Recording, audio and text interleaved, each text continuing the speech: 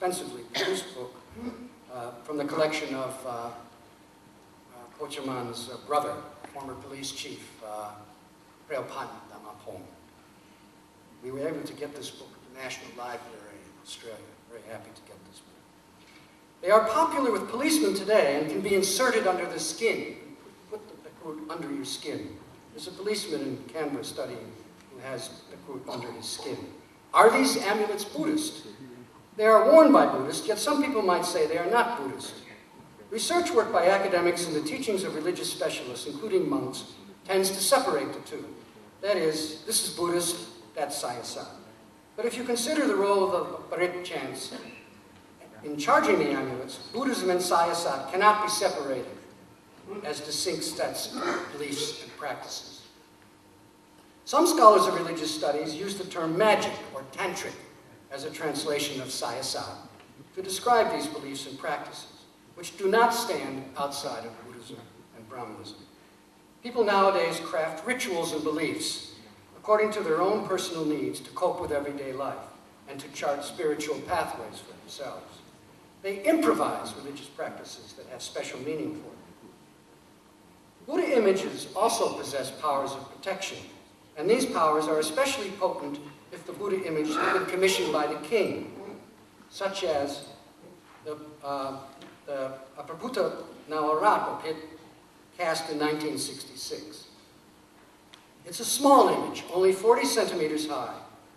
It's similar to another Buddha image, the Pabara, cast in 1963 at Wat Liwa in Kanchanaburi. Copies of the Praputa Nawarapa pit image were sent to every province in the country to be installed in the provincial town halls. Rules and protocols stipulate how the image should be used when the monarch is present. This image was created just after the Communist Party of Thailand declared armed conflict against the government at the very beginning of the Second Indochina War. The Thai military government at the time responded to the CPT declaration with strategies to subdue the communist insurgency. This is not an ordinary image. On the lotus base of the Praputa Nawarapa pit is a small amulet. You can see it in the slide if you look carefully. Personally crafted by His Majesty the King. Between 1965 and 1970, 2,500 amulets were struck from this model and distributed to military and police officers and civilians. The amulet's name is Prasomdachitadar. Another name is Prakamlang Pandin. Prakamlang Pandin, the might of the land amulet. And this name of the amulet is the same name as the king's name. Pumipon means Gamlang Pandin. The poem in the amulet contains material from every province in the country. Soil from famous monasteries, cinders of candles and incense, and dried flowers from offerings to Buddha images and stupas. Every province contributed bits and pieces for the poem. The poem also contained material from the heart of the royal center. Dried flowers from the Watakeo, the king's hair, nail clippings, and some of the king's paint from his palette. He was painting it. You could say that the spiritual DNA of the entire land had been collected and fused together by the Parita chants of the monks when they charged the amulet. The Praputa Nawarapa pit image and the Buddhist amulets made from this poem created a special relationship between the monarch and his subjects. In the chemical reaction of the image's production, the territory of the kingdom was bound to the person of the monarch. The Praputa Nawarapa pit is like a sentinel, guarding against any harm or danger that might come to the province. Like the Nag protecting the Buddha from the storm, the Praputa Nawarapa pit protects the province's population from the kingdom's enemies. The responsibility to protect is one of the basic functions of government. Hunpan's fame as a policeman who captured, killed, or drove bad guys out of the district made him popular with local people. When law and order was a problem in Patalung, Songkhla, or Nakhon Si Thammarat, the local people appealed to the government, please send Hunpan to the province to deal with thieves and criminals. What made him an effective policeman, apart from his special powers and tricks, he was a very tricky guy, was his knowledge of the provinces around the Songkhla lakes and his proficiency in Southern Thai language. When I discuss my research on Khun Pan, the legendary policeman, with my Thai friends, they always remind me that Khun Pan was a government official. The measures he took to protect the local population, Bongkan, Bok Bong, were backed by the authority of the central government. Yet during his active career until his retirement, he was known mostly in local police circles and the provinces around Songkhla Lakes. Public knowledge came later, only late in life, after biographies began to be published. This line of thinking brings me to another blah word, which sounds almost like pro, with almost the same meaning: to cover, shelter, protect. This is the word po. The words are so similar that I would like to think that po derives from pro, but I can find no evidence for the connection between Old Khmer pro and modern Standard Thai po. Po is found in many compounds, pok klum, which means protect, safeguard, defend, pok bong, pok bit, to conceal or hide.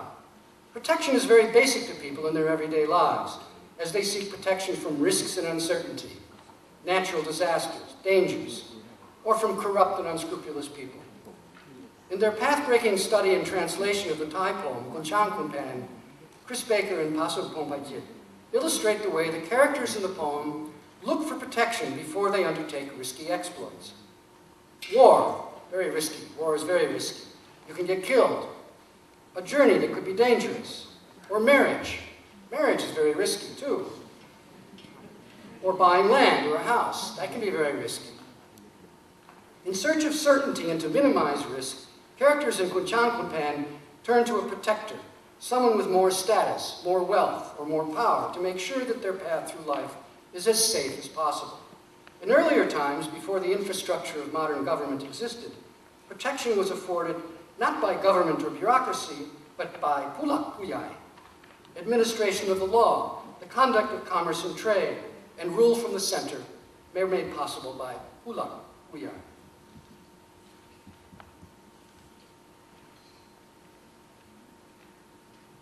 In my word game today, I think the most important Pok word that captures these themes is Pokrong, to rule or govern. Krong means to maintain or rule, and it joins Prap, Pram, Prok, not Prok, in my list. When I thought about the possible connection between Pok and Prok, I began to ask myself, what does Pokrong really mean? It's an academic word. It's not a word that people use every day. Thai academic language calls the rulers or ruling elite Pupokrong, the rulers. Depending on the period, the ruling class can be princes, nobility, it can be the army led by the generals, or it can be bureaucrats and technocrats. Sometimes, it can be elected officials. But Pokrong has another meaning, an even older meaning of protection, to cover, to shield. Some threads of this older meaning have carried over to the present day. Everyone needs the protection or the protective powers of someone else. This is one aspect of what people expect from government, the protective power. They want and need access to powerful people.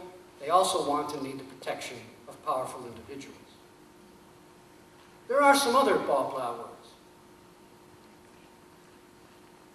Three important ones that I don't have time to discuss today. Pachatipatai. We need Pachatipatai. And Batiru. We need Batiru too. Bati what? I don't know if we need Bati what. I don't know what Pachatipatai and Batiru mean in Thailand now. We have to wait another few years. My taxi driver in Bangkok told me 2 more years until the Bati what tells us what Batiru and Pachatipatai mean. But Bati what has a new meaning now. It means Kwamsu. Most important in my field of study, Prawatisat belongs on the list.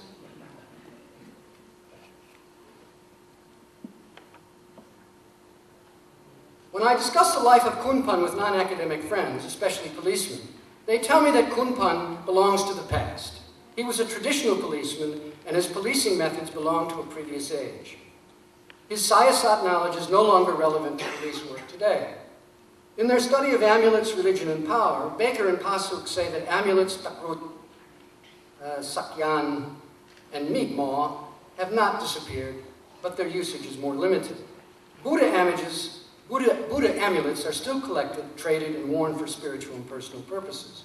It's true that the police force has undergone reform over the decades, since Kunpan was on active duty, but the Bram side of police work, the excessive use of force, and the sometimes arbitrary administration of justice are evident in the news today.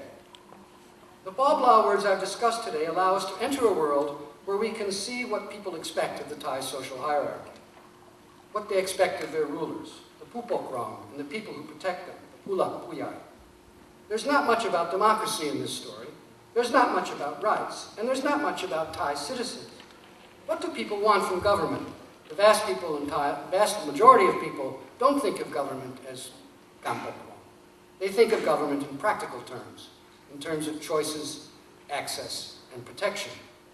At the moment, the most important of these three is protection. What people want most of all is protection, sometimes from the law of the land, sometimes from the government itself. The value people place on protection, especially personal protection, through the technologies of empowerment, such as amulets, helps to explain the enduring hold of hierarchy in the country. A Thai citizen looks above to someone higher who has power or influence or protection. And this function conflicts with other functions of government, such as choice and access. It may be more important to have protection of a local policeman than to have the vote. If the policeman is like Kunpan, he's untouchable, above and beyond the law, out of reach. I realize it is not possible to reduce the complexities of the past or the problems of the present to a few words that begin with blah, blah. It would be foolish to try to do that. I do believe that expanding the semantic fields around keywords can shine light into some of the dark corners of modern Thai history and brighten up some things that become too familiar. These are the words that came to my mind during my study of the strange Jatukam amulet and Kunpantarak Ratchade, the Naklang. In his lifetime, Kunpan was not a national hero, but a local identity who presided over festivals and ceremonies in his town. His statue and an image of the Jatukam deity stand in front of the police station at the end of the street, Soi Ratchadet, where he lived.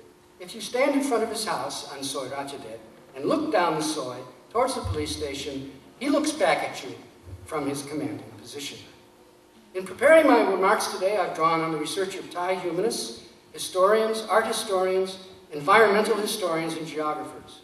Many of them are university academics, but many of them are just local people, school teachers, a poet. And I'd like to mention their names: Akom Decha Tongkam, Chayut Piakun, Chalom Jayakom, Manat Kumichui, Gasem Jantam, Sampan Gongsu, and Chali Paratsumi. And I pay tribute to these people. Thank you.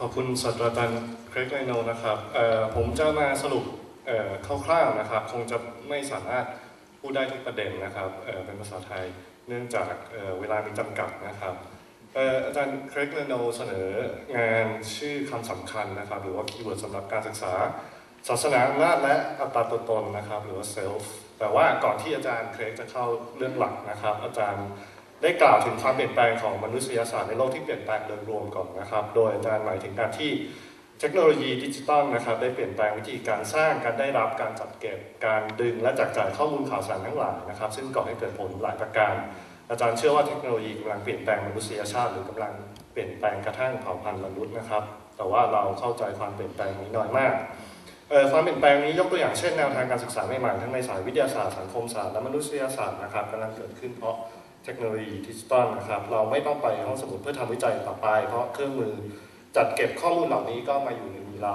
ได้อย่างง่ายดายทุกวันนี้นะครับและอีกหน่อยอาจารย์ก็คิดว่าอาจจะไม่ต้องไปลงพื้นที่วิจัยด้วยซ้ำไปนะครับอย่างไรก็ตามเราไม่สามารถเรียกทุกอย่างที่อยู่บนอินเทอร์เน็ตว่าความรู้ได้นะครับเพราะว่าอินเทอร์เน็ตก็ยังเต็มไปด้วยข้อมูลหลายๆแบบนะครับบางครั้งก็เลวร้ายเช่นกันอาจารย์ยังกล่าวด้วยว่าสื่อสังคมโซเชียลมีเดียทั้งหลายเนี่ยกำลังกระทบพฤติกรรมและชีวิตสาธารณะและส่วนตัวของคนจำนวนมากนะครับอาจารย์ได้แสดงสถิตินะครับว่าไม่กี่ปีก่อนเนี่ยกรุงเทพเป็นผู้นำการใช้ Facebook เป็นอันดับหนึ่งของโลกนะครับแต่ว่าสถิตินี้ก็ไม่น่าแปลกใจนะเพราะว่ากรุงเทพก็ล้ำหน้าในทางเทคโนโลยีบ่อยๆนะครับเช่นไทยเนี่ยก็เริ่มมีวิทยุ FM แล้วก็โทรทัศน์สีก่อนออสเตรเลียเสียอีกนะครับ